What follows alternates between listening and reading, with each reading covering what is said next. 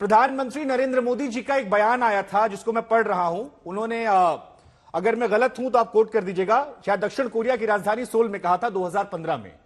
कहा कि एक समय था जब लोग सोचते थे कि पता नहीं पिछले जन्म में क्या पाप किया था, हिंदुस्तान में पैदा हुए। ये कोई देश है, ये कोई सरकार है, ये कोई लोग हैं, चलो छोड़ा जाए, कहीं और निकल पड़ते और बिजनेस करने आगे चले जाया करते थे। हमने चीजें बदली। वो अपनी सरकार की तारीफ कर रहे थे और उसको कोट करते पिछली सरकारों पर उन्होंने ये बात कही। अब देश की सियासत तो विदेशों में पहले भी होती आई है, और चाहे ओमान हो, शंघाई हो, यूएई हो, टोरंटो हो, तमाम जगहों पर प्रधानमंत्री जब भी एनआरआई लोगों से बात करते हैं तो वहां पर कांग्रेस की सरकारों पर, पुरानी सरकारों पर, नेहरू जी पर कई बार वो कटाक्ष कर देते हैं। तो राहुल गांधी ने किया तो इतना बड़ा हंगामा क्यों खड़ा हो गया? देखिए, मोदी जी ने जिस बात को कहा था, पहले वो सकारात्मक ढंग से बता देता हूं, फिर आलोक जी की बात का जवाब देता हूं।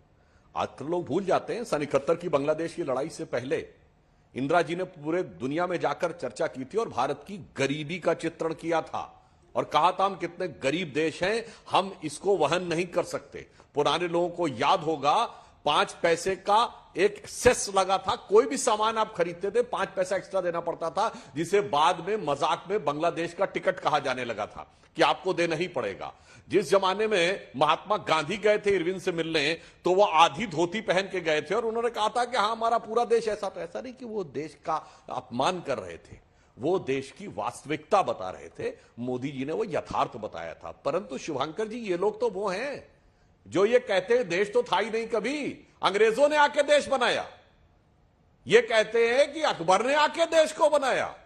ये तो देश जो था, ये उन लोगों के साथ है जो कहते हैं इस देश में 22 नेशनलिटी है। अरे जो ये हम तो वो हैं जो कहते हैं ये देश उसका है जिसकी हम मातृभूमि भी है, पितृभूमि भी है।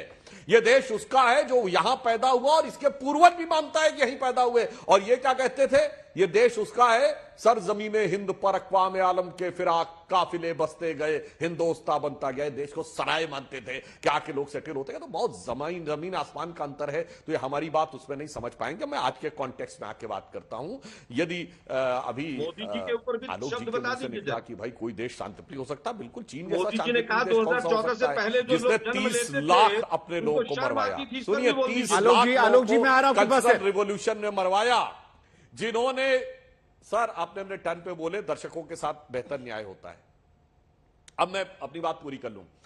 देखिए मान्यवर, उइगर मुसलमानों को कंसंट्रेशन में रखने वाला सद्भावना का प्रतीक, तिब्बत के बौद्धों पर अत्याचार करने वाला सद्भावना का प्रतीक है, हांगकांग में दमन करने वाला सद्भावना का प्रतीक है, दुनिया को वुहान वायरस देने वाले लोग सद्भावना के प्रतीक हैं। इतना ही नहीं, टियानामेन स्क्वायर में गोलियां चलवा के 10,000 छात्रों को सीधे मरवा दिया गया आर्मी के द्वारा, वह सद्भावना का प्रतीक। और जब यह बात शुभंकर जी कांग्रेस के लोग कहते हैं, मुझे इतना कष्ट होता है। हमने तो बचपन में सुना था कि नेहरू जी की डेथ चीन के सदमे में हुई, चीन ने जो उनको धोखा दिया था, और फिर नेहरू जी के खानदान के लोग चीन को सद्भावना का प्रतीक बोलने लगे। मुझे लगता है कि मोदी विरोध की घृणा में भरकर अपना देश तो छोड़िए, अपनी पार्टी और अपने परिवार का सम्मान भी तार-तार करने में लगे हुए हैं। जिसके शौक में नेहरू जी की डेथ हुई, वो आज सम्मान और उसका प्रतीक हो जाए,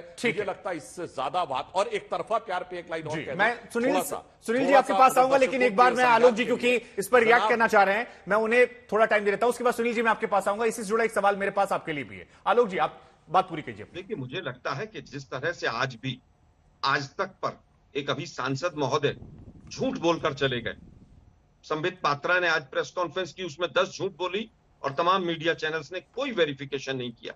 अभी एक सांसद प्रोमो में बोल रहे थे, उससे पहले भी सोनिया गांधी जी के लिए कहा गया कि प्रणब मुखर्जी के यहां पर बग लगाए सोनिया जी के इशारे पर, और सोनिया जी जो चाहती थी वो सुन लेती थी, ऐसा प्रणब मुखर्जी ने कहा। मैंने पूरा मीडिया छान मारा, उन्होंने कहीं पर कोई इस तरह की स्टेटमेंट नहीं दी।